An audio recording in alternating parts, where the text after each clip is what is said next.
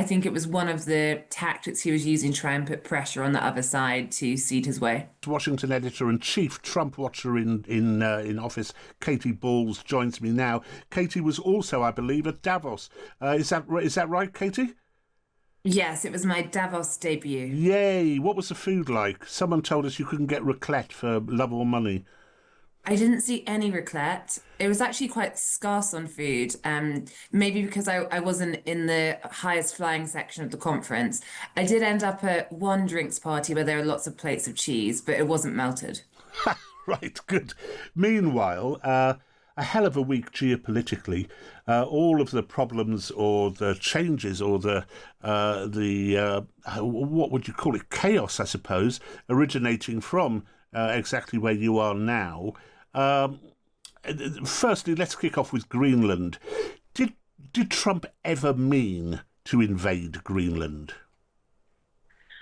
I don't know if he ever meant to invade it. I think that he wanted to take it. And I think that talking about invasion was at times seen as a way to get closer to his aim. As for whether he was ever really going to send troops in, I think lots of people around would question that. But I think it was one of the tactics he was using to try and put pressure on the other side to cede his way. That worked, didn't it?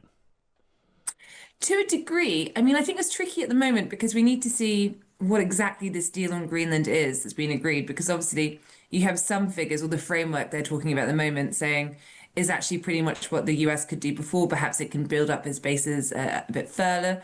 You have Trump saying, well, actually, no, America will have full control, and therefore the devil might be in the details. So for having just been at Davos, there's one side saying, well, he hasn't actually got anything. He's had to have this big climb down. There's another side saying, well, he's managed to move, and this is administration for you, by having these demands, causing the chaos here that you talked about. He moves what the debate is. So suddenly, what he couldn't have had a year ago starts to look like the reasonable, calm compromise everyone wants to grab at. Yeah. Was there annoyance in the Trump camp at the severity, as it was in the end, of, for example, the United Kingdom's stance on Denmark and its sovereignty over Greenland?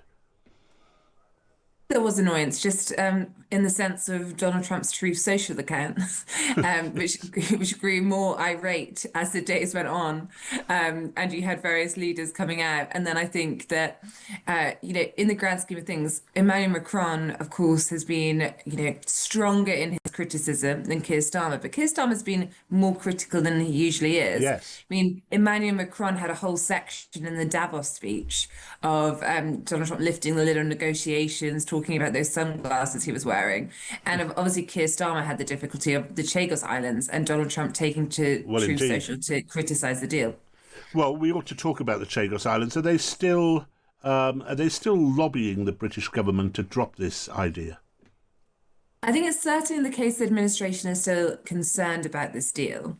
And one of the questions I think they're asking on the UK side is now Trump feels he's got probably what he's happy with on Greenland. Will he stop talking about Chagos? Because Chagos, I think, was used as one of the arguments for what he wanted on Greenland, which was saying this lease system that the UK government has gone for is a bad idea. Why would I do something similar in Greenland? However, I think the unhappiness goes further. Scott Bessent, for example, the Treasury Secretary, he met up with Nigel Farage in Davos, also Nigel Farage's Davos debut, and they had dinner together where the subject came up. And I think you had the US Ambassador Warren Stevens here who's based in London, who has also raised concerns. So I don't think this has gone away yet. And with the UK government having to push back, this Lord's vote on Monday, is there potentially space for, those counterparts who can speak to those figures, try and speak to them and get them to put more pressure on the UK government? I think that is possible.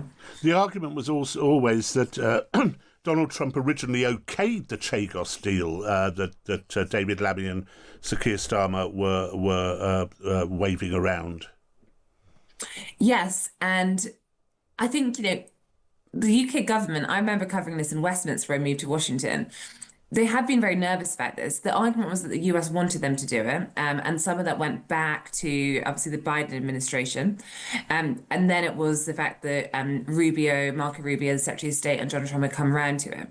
Donald Trump, I think, even now, it might be fair to say, doesn't understand all the details of the deal. When he was asked about a White House press briefing by the Sun's Harry Cole, he replied saying he was concerned about the deal, and he said something along the lines of, "And I didn't know, does the UK need money that bad?" Obviously, the UK is not getting money from the Chagos Islands deal. We're actually spending a lot of money. So I think once the US president finds out that, does that change his opinion further? Yeah, I think it will make it worse, frankly, but there we are. Exactly. Yes, exactly. Now, is there the remotest possibility? I've never heard him apologise before, but is there the remotest possibility that Donald Trump might apologise for those egregious comments about our soldiers who served in Afghanistan? You never know. I wonder on this, and as you say, I think because the condemnation has been so wide, also when it was put to the White House, these comments, they came back and spoke about NATO broadly. They didn't revisit the comments about Afghanistan and troops. I wonder perhaps what's more likely, though, is probably a fool's game predicting, is if it's brought up, Donald Trump suggests he hasn't said it as people have interpreted it, or I didn't say that, or he said something different on the topic. But I suspect a full apology would be quite the turn up for the books. Yeah, wouldn't it just? Wouldn't it just? Katy, thanks ever so much. Always a pleasure to talk to you. And you can read Katy Balls in the Sunday Times tomorrow or with a digital subscription via thetimes.com.